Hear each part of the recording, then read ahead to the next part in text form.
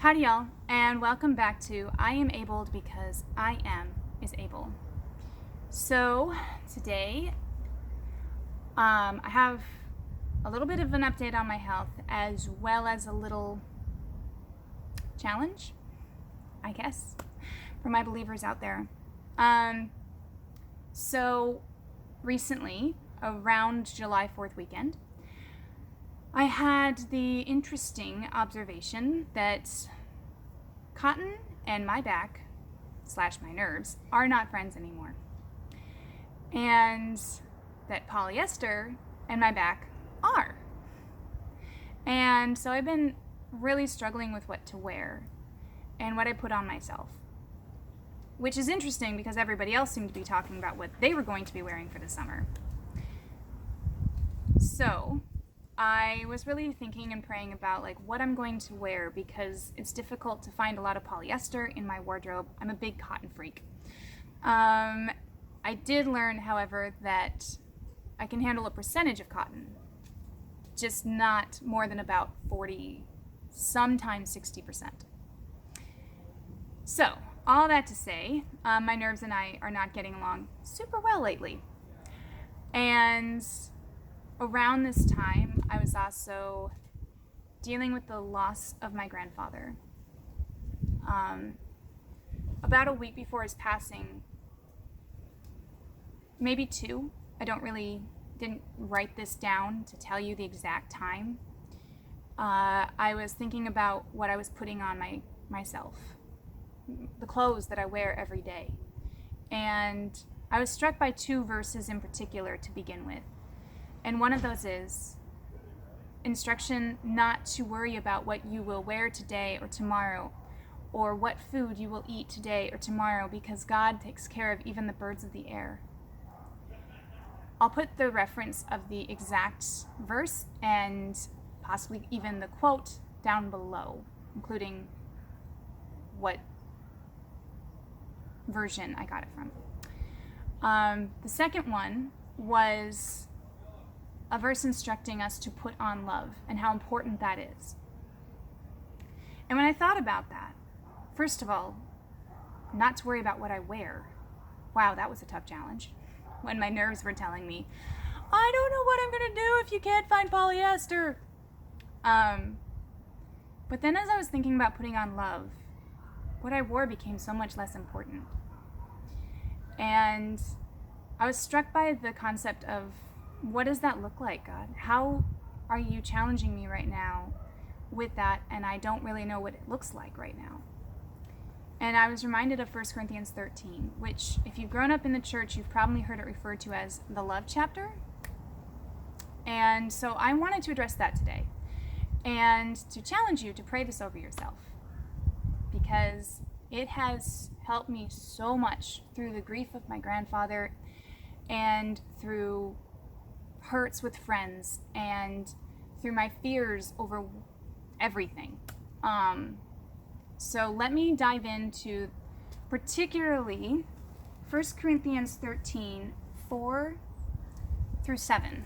Now, I'm reading from the Life Application, which is the New International Version from the early 90s. For those wondering, because I know it does make a difference to some. So let me read to you a bit of 1 Corinthians 13 that really stood out to me, that we can actively pray over ourselves that God will give us the strength to put this in our hearts. And as we begin to be flooded with that, we can pray it over others. So here we go. 1 Corinthians 13, verses 4 through 7. Love is patient. Love is kind. It does not envy. It does not boast. It is not proud. It is not rude. It is not self-seeking. It is not easily angered. It keeps no record of wrong. Love does not delight in evil, but rejoices with the truth. It always protects, always trusts, always hopes, and always perseveres. So, when I was in the height of my grief over my grandfather dying,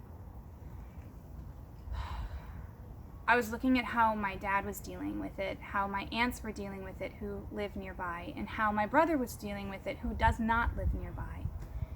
And struggling with how do I properly show grief without losing my witness. Because honestly, I was filled with anger and resentment, both in because of what was going on with my grandpa before he died, and because I didn't feel like I could even talk about it with how hard things were in others' lives. That's a topic for another time. But the reason I'm telling you this is because I wanted to give you an example of how I prayed it over myself. So one night in prayer, I prayed, Lord, help me to be patient. Help me to understand what it means to suffer long with grace. Lord, help me to be kind, even when I really am angry and hurt. Lord, help me not to be envious of those who maybe had a better relationship with my grandpa, or more things or more time with my grandpa. Lord, help me not to boast about anything I might have had more than them. Lord, help me not to be proud that I did things with him that they might not have done. Help me not to be rude, especially at the memorial or any time that we actually saw each other face to face in any capacity. Help me not to be rude, despite any desires to be so, when they might say something. And help me not to be self-seeking, and in so being rude. Help me not to be easily angered.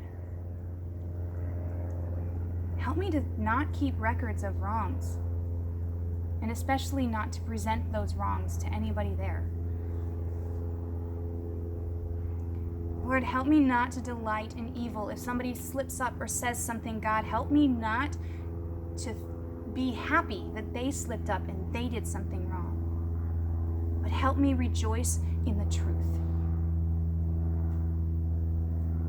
Help me rejoice in your truth, Lord. Help me to protect the hearts of those who I love, whatever place of life they're in. Lord, help me to trust that somehow you have this all together. Lord, help me to hope for a future and hope for one day with you. And help me to persevere.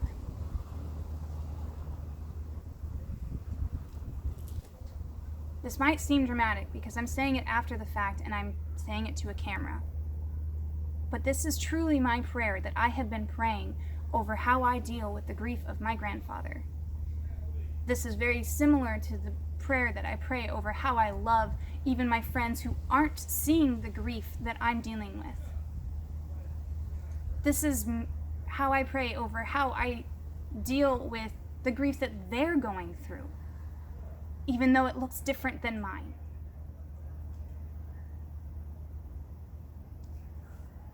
And honestly, I really feel a huge shift was made in my heart, in my grief, in my pain, in my family relations, in my friendships, when that verse really came into a prayer.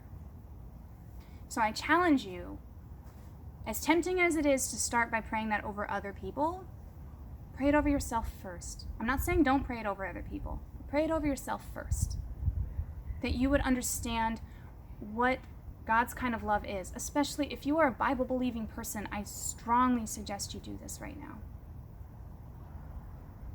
I don't like Facebook challenges or TikTok challenges that much right now because usually they're like, and pass this on to 25,000 people that you know dearly. No. If this doesn't go anywhere besides here, I'm okay with that.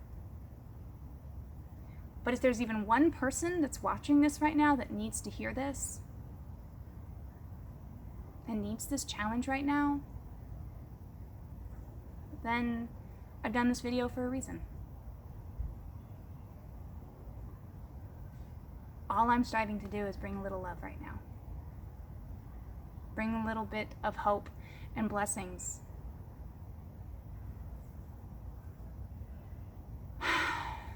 So that's it for today. I don't know how to end this video because I really don't want to do a questions answer thing because I frankly don't know what the comments are going to be like at the end of this.